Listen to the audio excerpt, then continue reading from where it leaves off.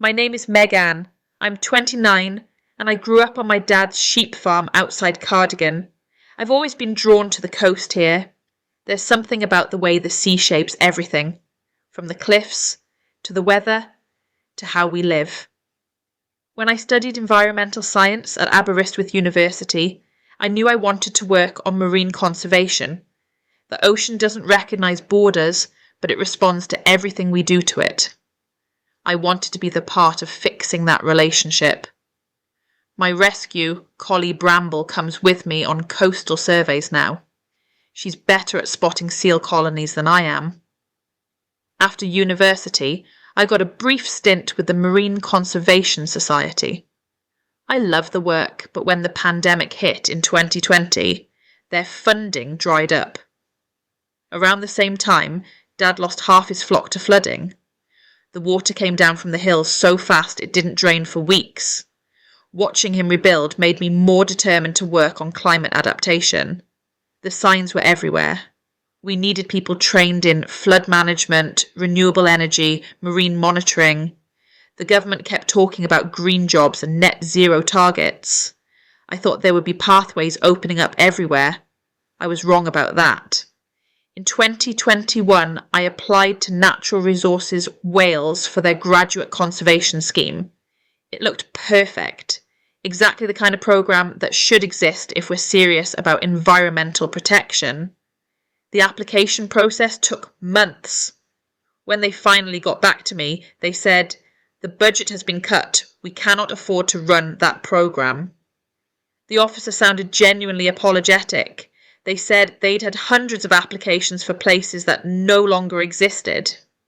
I accepted it at first. Budgets get tight, priorities shift, these things happen. Then I'd tried the Department for Energy Security and Net Zero. Surely they'd have green apprenticeships, given all the announcements about clean energy investment. The response was polite but clear.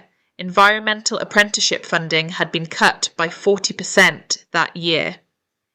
There is no funding, they told me. Again, it sounded reasonable. Difficult choices in difficult times. I looked closer to home.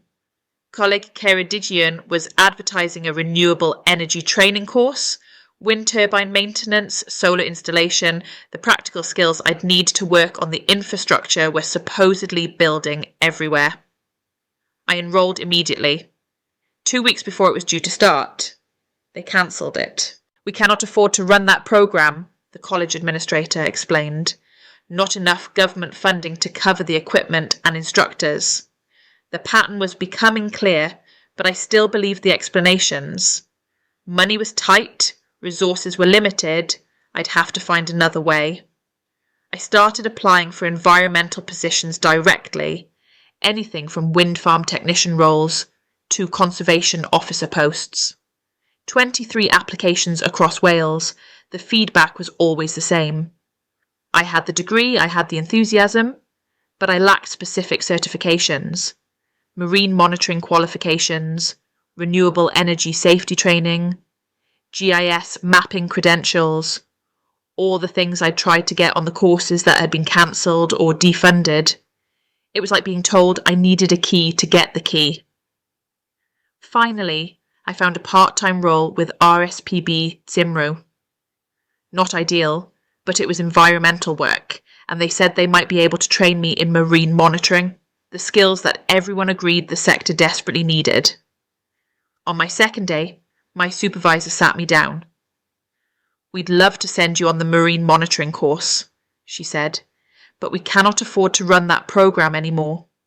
The training budget was the first thing to go. That's when I started noticing the contradictions. Walking through Cardigan one afternoon with Bramble, I passed the old Marine Centre building. It had been locked up for 2 years, ever since the marine biology courses stopped, but the building was still there, the equipment was still inside. I could see microscopes and water testing kit through the windows. The instructors were still living in the area. One of them, Dr. Evans, runs a coffee shop now, because there's no marine education work. I met 3 other environmental science graduates in the same coffee shop that week, all of us trying to get into marine conservation. all of us blocked by the same missing training. Sarah wanted to work on kelp forest restoration. James had written his dissertation on coastal erosion management.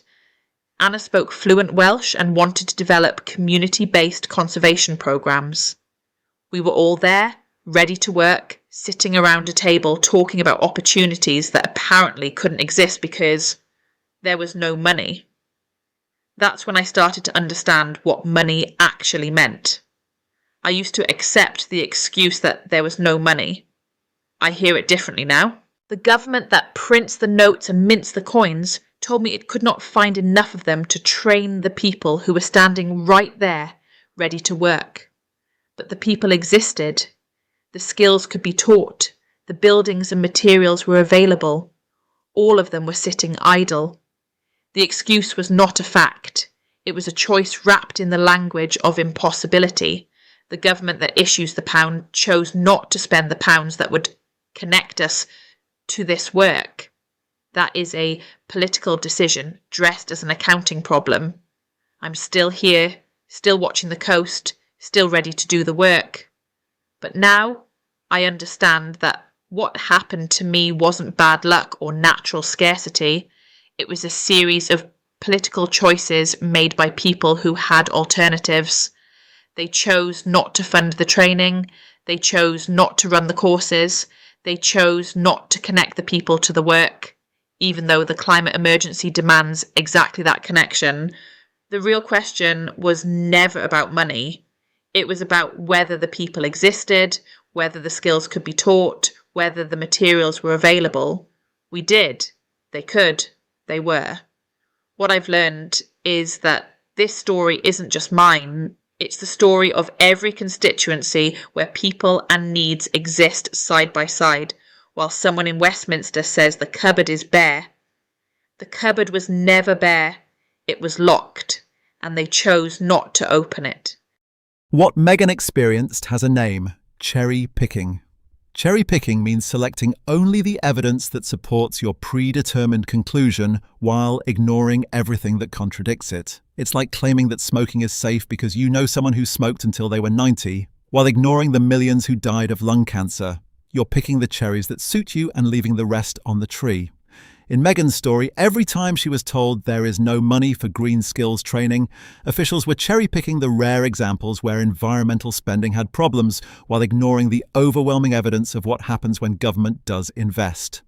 They'd cite one delayed wind farm project to justify cutting all renewable energy training, while ignoring Denmark's successful transition to wind power or Germany's solar industry boom.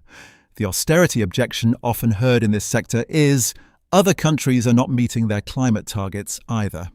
This is cherry-picking in action, citing failures selectively while ignoring successes. Some countries are exceeding their targets. Denmark, Germany, and the UK itself have reduced emissions faster than projected at various points. The UK government issues its own currency. It does not need to find pounds before it spends them. The real constraint is resources: people, skills, materials, time. And in Ceredigion Preseli, those resources were sitting idle. The resources existed. The people existed. The decision not to connect them was political, not financial. Ceredigion Preseli has 418 registered charities according to the Charity Commission Register for England and Wales. The constituency received £2.1 million in total grants according to 360 Giving Grant Nav. All sources are published at blockedbritain.co.uk. Blocked Britain tells the stories of people whose lives are shaped by the gap between what Britain needs and what its institutions choose to provide. Every character is fictional. Every situation is drawn from official statistics. Produced by Blocked Britain.